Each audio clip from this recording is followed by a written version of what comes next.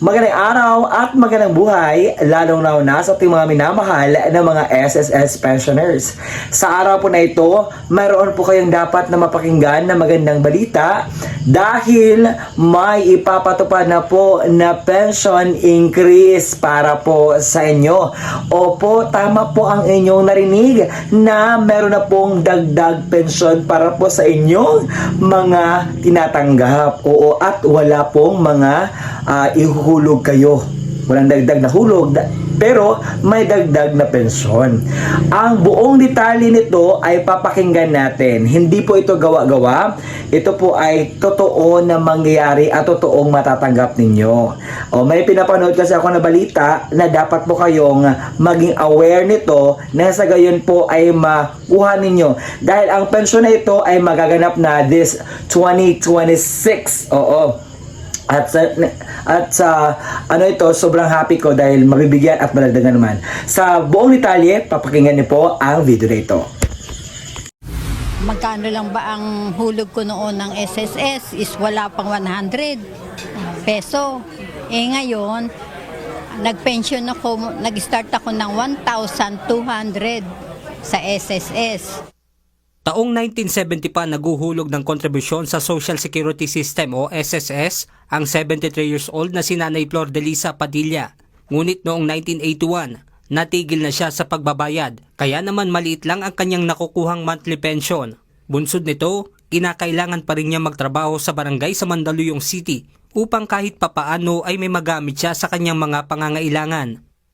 Siyempre, kaya nga kahit papano, nagtatrabaho, may maintenance ako doon, high blood, high cholesterol, ganon.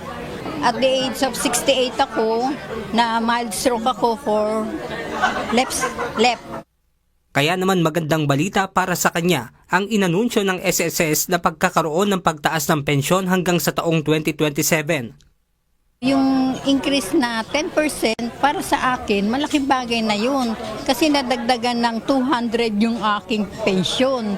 Imbis na 2002, naging 2,400. Ngayong year, 2026, increase ulit ng 200, o de magiging 2,400.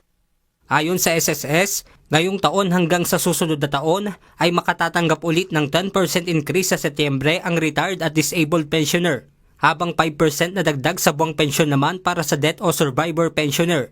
Kung susumahin mula 2025 hanggang 2027, aabot sa 33% ang dagdag sa retirement or disability at 16% para sa death or survivor na mapapakinabangan naman ng nasa 3.9 million na pensioner sa bansa.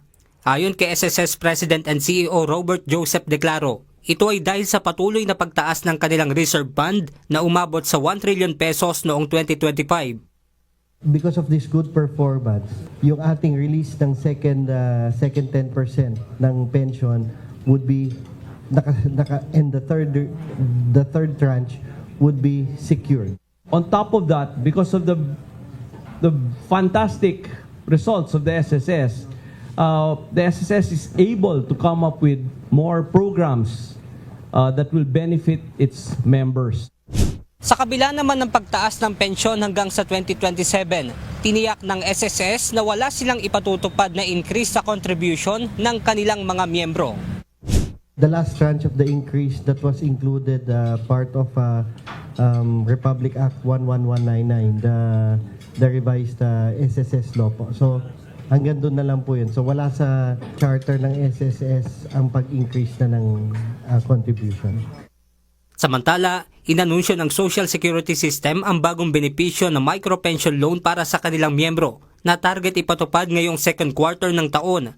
Isa itong uri ng loan na may 8% interest sa loob ng isang taon, mas mababa sa halos 15% na interest kada buwan mula sa lending company.